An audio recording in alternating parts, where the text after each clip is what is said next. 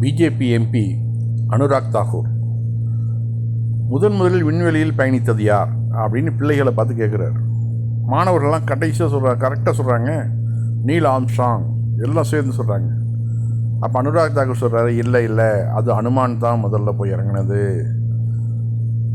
எப்படிப்பட்ட மக்கள் இவர்கள் அப்படிங்கிறதுக்கு இது இப்போ ஒரு நல்ல உதாரணம்.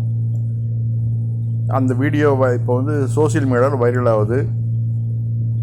ஒரு ஸ்கூல் பசங்கள்கிட்ட போய் ஒன்று ஆதாரத்தை நீ காமிக்கணும். நீல் ஆம்ஸ்ட்ராங் போய் இறங்கினதுக்கு ஆதாரம் இருக்குது, அறிவியல் பூர்வமான ஆதாரம் இருக்குது. அனுமான் இறங்கினதுக்கு உன்னுடைய புராண கதைகளை தவிர வேறு என்ன ஆதாரம் இருக்குது? அந்த வீடியோவை பாருங்கள்.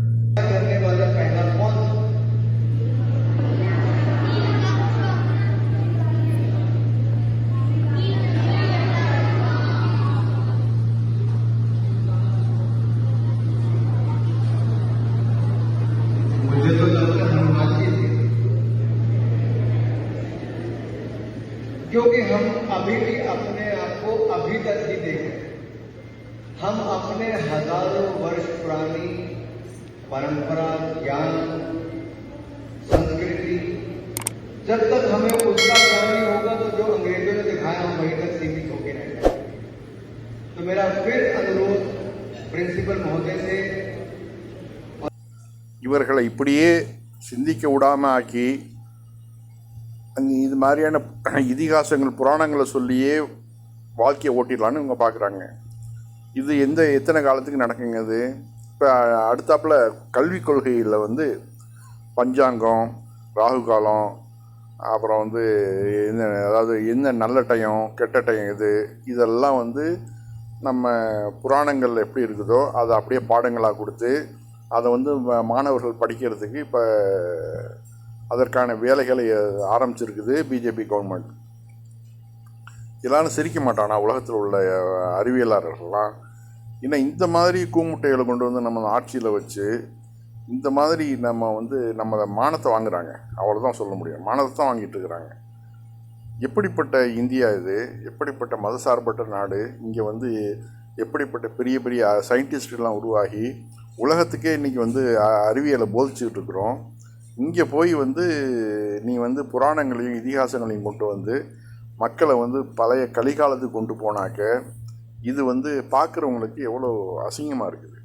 நாட்டுடைய முன்னேற்றத்தை பற்றியோ அதாவது கல்வி கொள்கைகளை பற்றியோ இதெல்லாம் பற்றி எதுவுமே இல்லை. மதத்தில் வந்து எத்தனையோ அதாவது புராண குப்பைகள் இருக்குது, அதெல்லாம் நீக்கணும். அதை பற்றின எந்த ஒரு புரிதலும் இல்லாமல் இப்படி நடந்துகிட்ருக்கிறது பெரிய அவமானமாக இருக்குது நமக்கு.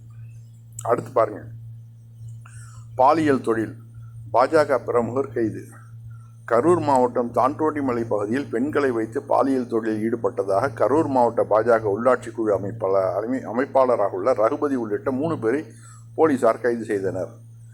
ஜவுளி தொழில் நிறுவனத்திற்கு பணிக்கு வரும் அப்பாவி பெண்களை குறிவைத்து சில கும்பல் தனியார் நிறுவனங்களில் அதிக சம்பளத்தில் வேலை வாங்கி தருவதாக ஆசை வார்த்தை கூறி பாலியல் தொழிலில் ஈடுபடுத்தி வருவதாக கிடைக்கப்பட்ட தகவலின் பேரில் போலீசார் நடவடிக்கை. இவன் வந்து பாருங்கள், பிஜேபியோட முக்கியமான பொறுப்பில் இருக்கிறான். நரேந்திர மோடியை போய் சந்திக்கிறான். அடுத்தாப்பில் அண்ணாமலைக்கு ரொம்ப வேண்டப்பட்டவன். இது 1-2 மட்டும் இல்லை, வரிசையாக வரக்கூடிய செய்திகள்லாம் பார்க்கும்போது நமக்கு பிஜேபின்னாக்கவே பாலியல் அப்படின்னு தான் வருது. இப்போ வந்து தர்மசாலாவில் வந்து நடந்த அத்தனை கொலைகள், கற்பழிப்புகள் எல்லாத்தையும் பணத்தை வச்சு மூடி இன்றைக்கி வந்து அங்கே உள்ள அதை சொன்ன அந்த தமிழரை வந்து அரெஸ்ட் பண்ணி உள்ளே வச்சுருக்கிறாங்க. பணம் பாதாளம் வரைக்கும் பாயன்னு சொல்லுவாங்கள்ல, அது இதில் நம்ம நேரடியாகவே நம்ம பார்க்குறோம். எல்லா ஆதாரங்களும் இருக்குது, எலும்புக்கூடுகள் கிடைக்குது. அந்த ஆள் எங்கெங்கே நாம் புதைச்சேன்னு சொல்லிட்டு கொண்டு போய் காமிக்கிறாப்புல. எல்லா எவிடன்ஸும் இருந்தும் யாரையும் கைது பண்ணலை. பிஜேபி அதுக்கு சப்போர்ட்டு தர்மசாலாவுக்கு. இப்போ வந்து அந்த சொன்ன அப்ரூவராக மாறின அந்த துப்புரவு தொழிலாளியை இன்றைக்கி அரெஸ்ட் பண்ணி வச்சுருக்கிறாங்க. எல்லா கேஸுகளும் மூடப்பட்டிருக்குது. இப்போ இந்த நாடு எங்கே போயிட்டுருக்குது? இந்த நாட்டுடைய பெண்களுடைய பாதுகாப்பு எங்கே போயிட்டுருக்குது? எல்லாம் இளம் பெண்கள் 15லேருந்து 20-24 வயசு வரைக்கும் தான் அவனுக்கு தேவைப்படுமா. யார் கல்லூரியில் படிக்கிற கையை காமிச்சாலும் அந்த பெண்ணை கொண்டு போய் அவன்கிட்ட நைட்டு கொடுத்துடணுமா. எப்படிப்பட்ட ஒரு நாடு இந்த நாட்டில் இப்படிப்பட்ட ஒரு ஆட்சி நடக்குது பாருங்கள்.